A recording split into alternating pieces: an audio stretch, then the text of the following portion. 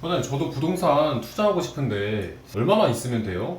이 소장님은 초기 자금 얼마로 시작하셨는지 궁금해요. 저는 이제 내 집 마련을 하고 나서 이제 부동산 투자를 했는데, 내 집 마련할 때를 생각을 해 보니까 제가 결혼할 당시까지 가볼게요. 그렇게 되면은 결혼할 때 저는 2,500만 원, 남편은 2,000만 원 해가지고 4,500만 원으로 시작했어요. 초기 자금이 4,500만 원이었죠. 그런데 제가 내 집 마련할 당시는 제가 재건축 아파트에 투자를 해서 일시적으로 돈이 되게 많이 들어가야 할 때였어요. 그리고 중간중간에 돈이 또 들어가야 했기 때문에 좀 계산을 해야 되는데, 그래서 만약에 제가 오롯이 제 돈이었으면 그때 당시에 한 7천만 원까지 모은 것 같아요. 그러니까 3천만 원 더 모은 거죠. 그래서 그 7천만 원으로 제가 재건축 아파트를 사지는 못했어요. 7천만 원은 전세금이었기 때문에 그거는 쓸 수 없었는데, 그때 당시에 시아버님이 정년퇴임을 하셔서 일시적으로 돈을 빌려주셨어요. 그 돈을 저희가 입주할 때 갚았거든요. 그래서 여러분들이 착각하는 게 있는 게, 꼭 자기 호주머니에 그리고 저 통장에 꼭 있어야지 투자를 한다라고 생각해요. 그래서 저 자금은 또 일시적으로 들어가는 게 있고, 그 다음에 나중에 이제 쭉 들어가는 돈이 있기 때문에 자금 계산을 많이 해야 되는데요. 저한테 물어보세요. 얼마 있어야 되냐고. 저는 얼마 있는 것보다는 연봉 4천만 원 이상이라면 투자를 시작해도 된다라고 얘기하고 싶어요. 피디님, 연봉 4천 되나요? 저 지금 딱 연봉 4천 정도 돼요. 바로 부동산 투자 시작해 보세요. 제가 계속 알려드릴게요. 소장님, 부동산 투자하기 전에 영화 강사였다고 하셨잖아요. 네. 그 당시 월급이 혹시 얼마나 되나요? 저는 프리랜서였기 때문에 되게 들쑥날쑥했어요. 뭐 100만 원 벌 때도 있고 200만 원 벌 때도 있고 뭐 300만 원 벌 때도 있었죠.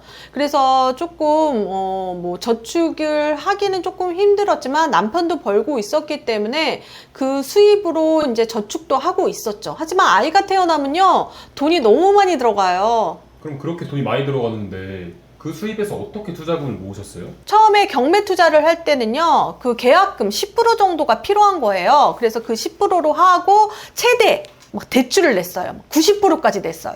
영끌려였죠. 그렇지만 그거를 바로 갚을 수 있었던 건 그거를 바로 되팔았어요. 그렇기 때문에 10% 정도 있으면 되거든요. 그 10%도 사실 저희 남편 회사 대출로 했던 것 같아요. 처음에 정말 영원 투자로 시작한 것 같아요. 대출을 싫어하신다고 들었는데 지금 대출은 얼마나 있으세요, 그럼? 처음에 저는 대출을 되게 많이 냈어요. 여러분들도 그걸 조심해야 되는데요. 어느 때는 대출 양을 확 늘려도 되고요. 어느 때는 대출을 줄여야 돼요. 제가 그걸 어떻게 알았냐면, 제가 IMF도 겪고 금융위기도 겪고 최근에 고금리도 겪으면서 여기서 이제 금융위기 때 제가 많이 겪었어요. 왜냐면 제가 금융위기 당시에 투자를 했는데 그때 망한 사람이 물건을 제가 경매로 낙찰을 받은 거잖아요. 그래서 그분들이 대출을 어떻게 잘못했기 때문에 이렇게 됐는지, 흑자도산이라고 하잖아요. 그런 걸 보게 된 거죠. 그래서 처음에는 전략적으로 이제 대출을 늘리지만 그 대출을 빨리 갚을 수 있는 전략을 세워야 돼요. 그래서 반대로 대출이 만약에 100만 원 정도 나오면 월세가 한 150 나오는 그런 집을 받는 거죠. 그러면 대출 이자에 대한 걱정이 없는 거예요. 그래서 그렇게 바꿨고, 나중에는 그 집의 대출을 갚고 뭐 전세 투자로 바꾼다거나 이렇게 조금 바꾸는 과정이 필요한 것 같아요. 지금은 조금 대출을 공격적으로 내도 될 것 같아요. 왜냐하면 최근에 이제 한국은행에서 올해는 뭐 금리를 내리겠다라고 얘기했잖아요. 그러면 조금 이자가 이제 많이 되지 않기 때문에 좀 공격적으로 할 수 있습니다. 근데 계속해서 그 대출의 텐션을 높게 가져가면 안 돼요. 줄였다, 늘렸다 이렇게 하셔야 됩니다. 소장님도 그러고 다른 분들도 그러고 이 손해를 최소화하는 것이 큰 돈을 버는 방법이다 라고 하시는데, 이게 구체적으로 어떤 의미인지. 뭐 워런 버핏도 얘기했잖아요. 돈을 잃지 말아라, 잃지 말아라. 그게 제일 중요한 거예요. 그래서 부동산 투자에서 돈을 잃어버리는 건 집값이 떨어지는 거예요. 그러니까 집값이 안 떨어지는 게 뭘까라고 제가 고민을 했어요. 그러면 싸게 사야겠다. 그게 경매였죠. 그런데 또 하나가 기준점이 생겼어요. 사람들이 대부분 청약 분양가 밑으로는 절대 팔지 않아요. 그러면 분양가보다 싸게 살 수 있는 게 뭘까? 재건축 재개발? 분양가보다 싸게 살 수 있는 게 뭘까? 라고 생각하면 분양가에도 받는 거죠. 청약으로 받는 거.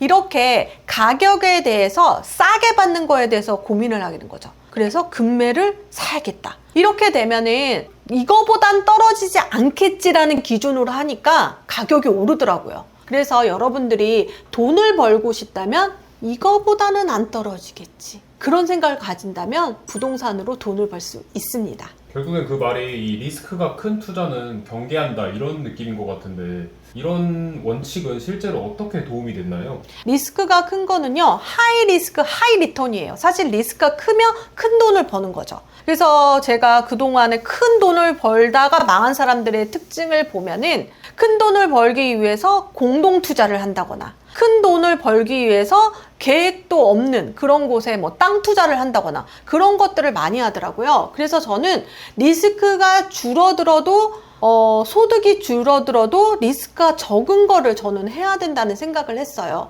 그래서 사실 큰 돈을 벌면 땅이라든지 건물로 크게 이제 큰 돈을 버시는 분들이 많아요. 아파트는 진짜 소소합니다. 근데 저는 이 소소한 것들을 모으면 큰 돈이 되지 않을까 그렇게 생각했던 것 같아요. 제가 다른 부동산 투자 강의도 봤는데 대출을 권장하는 다른 부동산 강사들이 있더라고요. 그런 강사들과 이 소장님은 어떤 차별점이 있다고 생각하세요?